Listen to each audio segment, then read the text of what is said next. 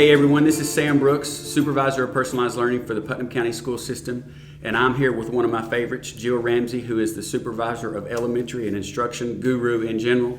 We're going to talk a little bit about our structure of our remote learning plan and expectations that we have talked with our principals about and worked with them really all throughout the summer to come up with our plan. We're going to go ahead and start with Jill, and she's going to talk about the Google Classroom expectation for all of our teachers in Putnam County.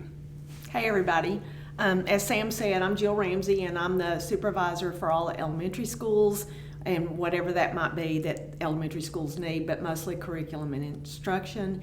And so last spring when we all had to leave and go to remote learning, the expectation from the district was that everybody create a Google Classroom. And I think that the best way to think about a Google Classroom is like your playbook. If you're the coach, that's your playbook. That's where you house your lesson plans, your instruction, your videos, everything that you might use to teach that class. And so students who were learning from home were able to engage with that classroom. They were able to watch in-person face-to-face instruction, which was great for our littles because they needed direct instruction on new skills. So we were one of the only districts that I know of that provided that skill instruction and went on and covered new materials. So that worked out really well. And so as a result of that, we decided as a district and communicated to everyone from that point forward that the expectation moving forward was that all teachers have their own Google Classroom. And I've talked to lots of principals even this week about how that could look. It's okay for there to be co-owners on your Google Classroom that could contribute to it, like Encore teachers, PE teachers, librarians, and that sort of thing. But those teachers still need to maintain their own Google Classroom because, as we said, that's their playbook. So they can pull from their Google Classroom, say if you're a PE teacher, and put something in that teacher's classroom and be a co-owner so that they could get feedback from those activities while still maintaining their own Google Classroom. So that's the expectation for the district moving forward. And as we look at this fall, starting school next week, knowing that we'll have remote learners and we'll have in-person learners, those teachers in some schools who choose, and they're choosing different ways to do remote learners. And some of you may choose to have a devoted teacher for your remote learners in some grade levels, and some of you may choose to combine and all of your teachers in that grade level work with all of those remote learners. The point is that everybody is looking at the resources they have in their building. They're looking at their enrollment numbers and they're looking at their number of remote learners. And we all know that they have 14 days at the beginning to decide if they want to continue remote learning or if they want to come out of in-person learning and go to remote learning. So those numbers may vary quite a bit over the next few weeks. So we have to have backup plans, and we have to know that the plan that we put in place for our remote learners can still work if those numbers increase or decrease. So. Yeah, and as we've said several times, it's going to be a very fluid situation as we go throughout the year. A couple things to add there on Google Classroom. A lot of folks in Putnam County have been doing this type stuff for a long time, along with our personalized learning integration that started here 3 years ago. So we feel like we have some true leaders out there in the schools that exist. And, Jill, we're really focusing on this video with elementary teachers and elementary students. So keep that in mind. We are talking about our elementary folks and our littles here. And also, as we go into the beginning of the school year, we're talking about a situation, like any other school year, that we're going to have to spend the first couple of weeks really dedicating some time on teaching the students what they need to know. Absolutely. That happens in a traditional setting as well as it's going to here. But this time, in this go around, we need to spend a little bit more time devoted to Google Classroom, showing them how to use Google Classroom, possibly giving parents at home who request it some of our links to the parent Google Classroom training and allowing them to learn a little bit more about Google Classroom since it is going to be what we use. really from now on, even when we get back to a traditional setting, it's going to be nice to have that Google Classroom and all your resources backed up. And the cool thing for us, using our curriculum that we purchase in Putnam County. Right. So in ELA, that would be the Amplify curriculum in elementary, and then also our math curriculum that we use, which is iReady, that we have for our students. So that's going to allow us to be able to do some things that we need to do and use what we know is good. Right. So we know the remote learners at home have the same opportunity as the students that are physically at school with the teachers. So let's shift on to remote learning itself, and I'm going to touch back on that. This is something that has been a little bit confusing because we're using remote learning, the term remote learning, in a lot of ways. So I wanted to make sure that we went back over that and that everybody understands what we're talking about when we talk remote learning opportunities. The first one I'll mention is the COVID-19 situation, where we have a student that has been affected by the COVID-19 itself, and they have to work from home. Maybe it's a parent in the home that has been affected, and the student has to go on quarantine. So that's a remote learning situation, which we have developed a team that will be able to help the teacher at school and the student and family at home to be a bridge in communication to be able to help them out as they go through this situation. Now, as you said a minute ago, that's really a 14-day situation, 10 to 14 days. Really, if it's 10 school days, if you want to really look at it that way, including weekends, that would be 14 total days. So we do have a team developed led by Adam West, who's our new remote learning specialist, and he's met with them every week. Actually, we'll have a meeting today with them, and are building out that team to be able to help our teachers at school, who will remain the teacher of record for those students working at home.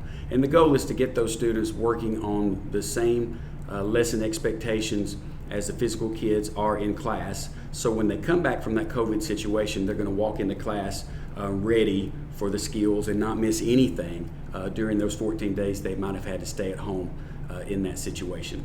So that's a COVID-19 remote learning situation.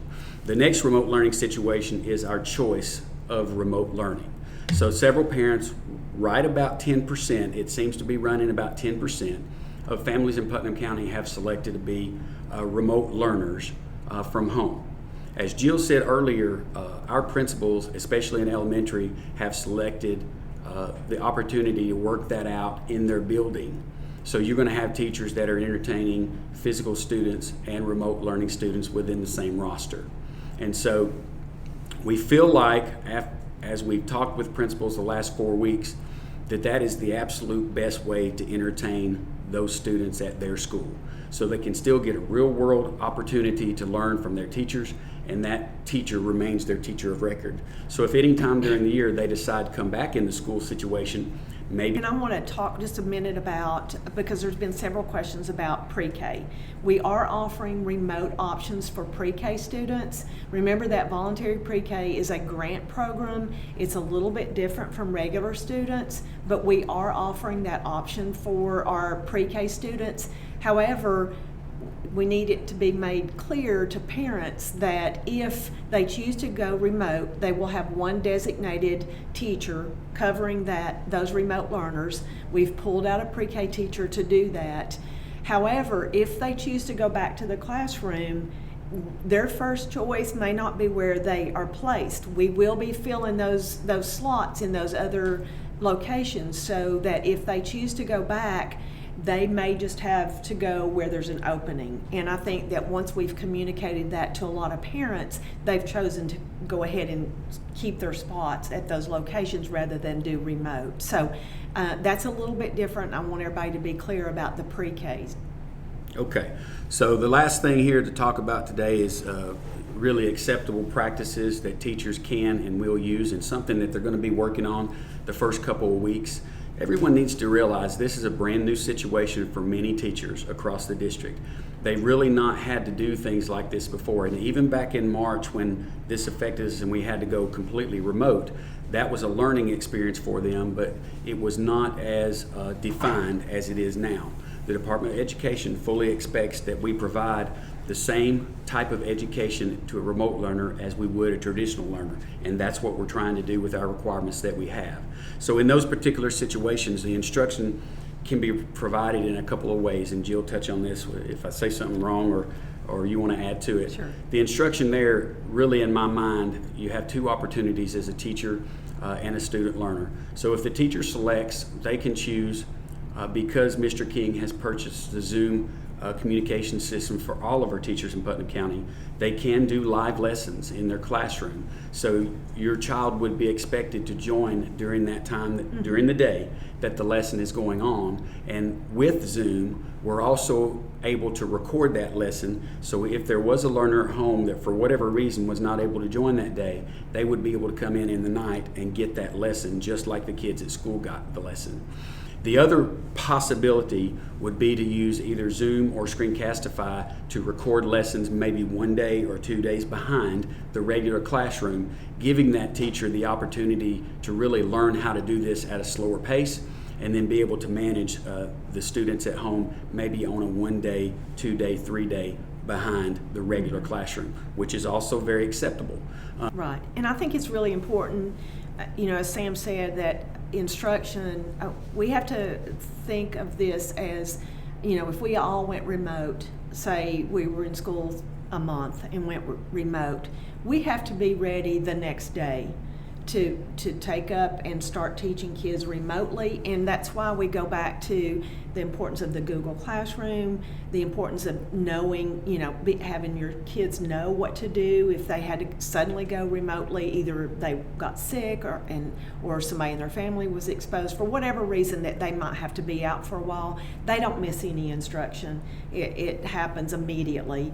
And I think what you said, Sam, about providing instruction, face-to-face instruction, is so important. Taping those lessons for those families that they work all day long and they can't be their grandmother or grandfather, somebody else is taking care of their child, and at the end of the day they come home and they want to help their child with the lessons.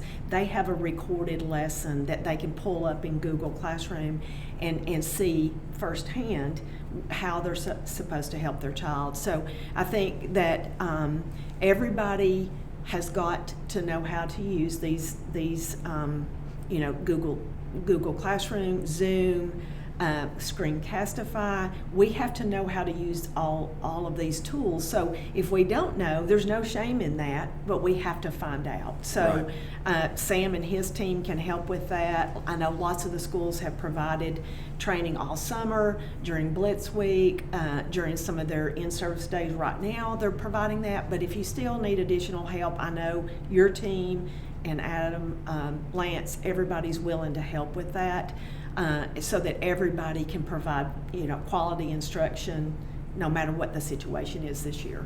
Yeah, and one thing that we're going to do, and Lance and Adam are certainly involved in this, is create a situation where we have a training day once a week for teachers that are interested. You don't have to come, but it will be available, and we'll be talking about Google Classroom and Canvas and especially Zoom and Screencastify, and really pushing out some lessons on how to do that. So that will be coming, we'll give everybody a little bit of time to get into the classroom and get going, and then provide those opportunities for you. And one other aspect of this that we need to really just say something about is the attendance. Attendance is going to be a little bit different in the procedure and how to do that. And I know Mr. Chris Pierce pushed out a document today to all the principals with some further explanation of how the state is allowing us to work the attendance of the remote learners from home. So that's something that you can look forward to hearing more about as we go through the next couple days, and especially next week. But this is a very new learning experience for every educator in Putnam County. So we ask for patience from everybody that as we learn how to do this better and get good at it. I know as an end result, every educator in Putnam County, because of the skills they're going to realize from this, is going to be a better educator. And that's what we're really excited about. Yeah. We're going to get better. It's crazy times, I know that, but we're all going to get better. And in terms of what to do for attendance and what to do if you've got a remote learner or a COVID situation, whatever that is, we're working on some flow charts, some one-pagers, perhaps a flip book or something that would be an easy resource for teachers to go to find out what do I do in this situation, and it'll be an easy resource for them to look at. Yeah, and a lot of work has gone into this all summer long. We've had a lot of teachers involved in that. The principals have been involved and especially the last 3 weeks, the principals have been very involved in working with the district office to create this plan and really fine-tune it. We had a good beginning plan, but fine-tuning it has been important. So take this opportunity. I want to thank you all for being a part of that work. It's been a long summer, but a very fruitful one for Putnam County Schools. And we're excited about this year. We're excited about the potential of our teachers. We know we have great educators in Putnam County, and they're going to definitely get the opportunity to show that. I want to say one last thing, though. I was able to go to Northeast yesterday and watch the third graders come do the drive-by registration. I've never seen so many happy kids. Big smiles on their faces, big smiles on the teachers' faces under their masks. But it was encouraging to me and uplifting to see kids so excited to come back to school. So we're ready to go, and we're ready to learn together, and we're going to face whatever challenges that we have, and we're going to overcome those, and we're going to have a great year. Thanks for joining us, guys. Everyone have an awesome year, and we'll see you soon.